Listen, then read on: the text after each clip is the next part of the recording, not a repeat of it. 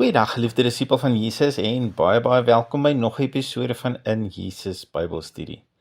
Hierdie is episode 5 van ons reeks met die titel Christus in ons, die hoop op die heerlikheid, wat uit Kolossense 1 vers 27 geneem is.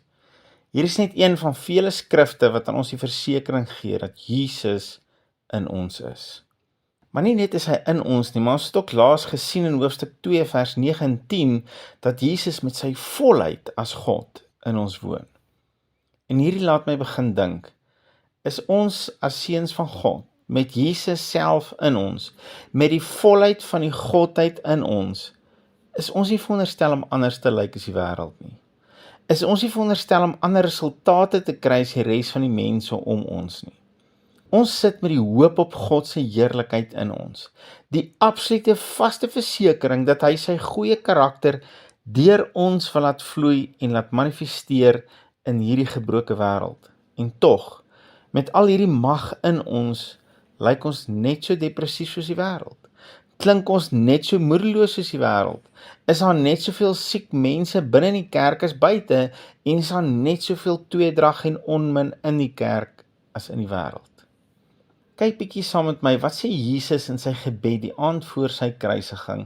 En ek dink ons lees te maklik hieroor, en miskien is dit omdat ons nie altyd iets snap of verstaan nie, of het klink net te groot en dan lees ons eerder verby.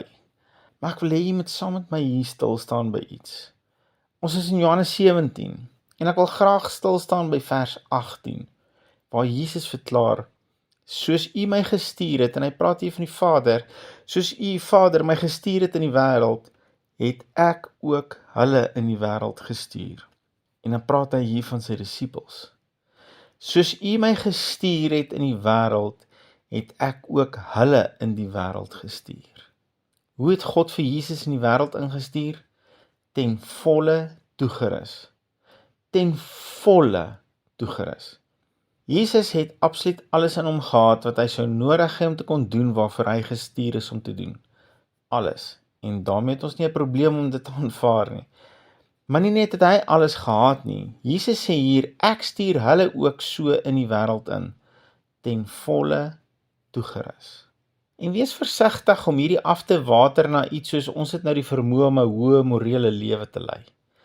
Dis waarvoor hy ons toegerus het, om minder te vloek, minder te rook of net wyn te drink in plaas van brandewyn. Nee, 10.000 maal nee.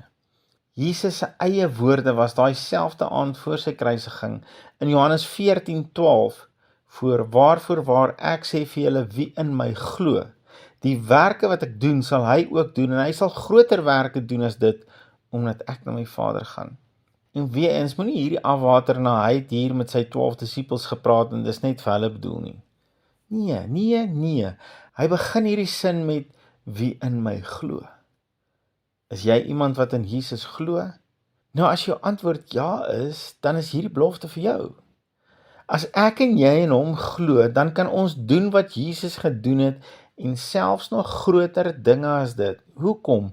Want ons het dieselfde toerusting in ons.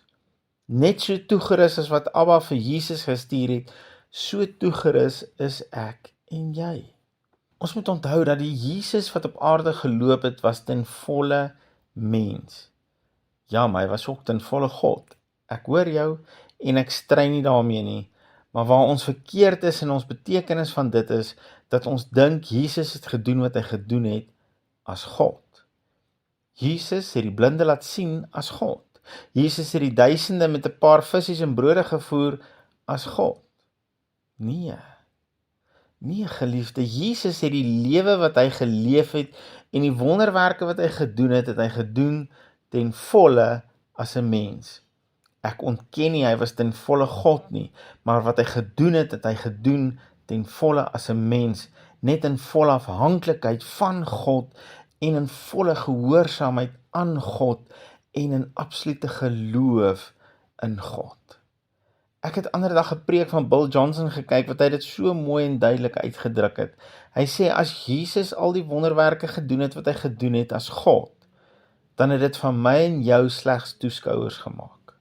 Dan kon ek slegs in verwondering op die kantlyn staan en sê, wow, Jesus was amazing. Wat 'n awesome God. want dan was ek net 'n toeskouer. Want ek kan nie doen wat hy gedoen het nie, want hy het dit gedoen as God.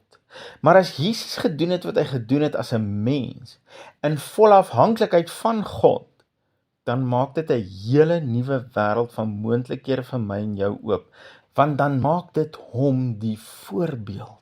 En nie net 'n onhaalbare, onbereikbare voorbeeld nie, maar 'n voorbeeld wat ek kan navolg. Veral omdat ek weet ek is presies net soos hy toegerus. Want dan kan ek actually na Johannes 4:12 kyk en begin sê, amen, laat dit so wees in my Here, en ons kan uittreë en begin uitleef wat reeds in ons gedeponeer is. En ons sal môre 'n bietjie begin kyk na hoe kan ons seker wees dat Jesus ten volle as 'n mens geleef het, in volle afhanklikheid van God, en dat God deur hom gewerk het, net soos hy deur my en jou wil werk. Maar geliefde van Jesus, as daar een missie is wat ek graag uitleef, en een boodskap is wat ek graag wil tuisbring, dan is dit hierdie een. Jesus leef met sy volheid in elke wedergebore Christen, en hy wil deur ons vloei. Hy wil vir my en vir jou hoop bring in elke moontlike situasie, en hy wil deur my en jou hoop bring in ander se onmoontlike situasies. Is jy bereid om te begin glo dat die woord die absolute waarheid is? Wel, as die woord waar is, dan is Jesus se woorde haalbaar wanneer hy sê, as jy in my glo, kan jy doen wat ek gedoen het, want onder gebed het hy aan die Vader verklaar, soos u my gestuur het in die wêreld, het ek ook hulle in die wêreld gestuur. Ek en jy, geliefde, is toegerus. Ek en jy is ten volle toegerus vir ons missie. Here Jesus, dankie vir u woord en hierdie absolute kragtige waarheid wat u vandag vir ons bring, en wat u diep besig is om met ons te deel. Help ons, Here, om nie verskonings uit te dink oor hoekom hierdie nie kan werk nie, maar dat ons geloof in lyn sal kry, dat ons geloof sal inhak by die waarheid van u woord, sodat hierdie genade kan deel word van ons lewe, dat ons die hoop op die heerlikheid wat in ons is kan uitleef. In Jesus naam. Amen. Geliefde van Jesus, hou net jou oog op Jesus en jou neus in sy woord. Shalom.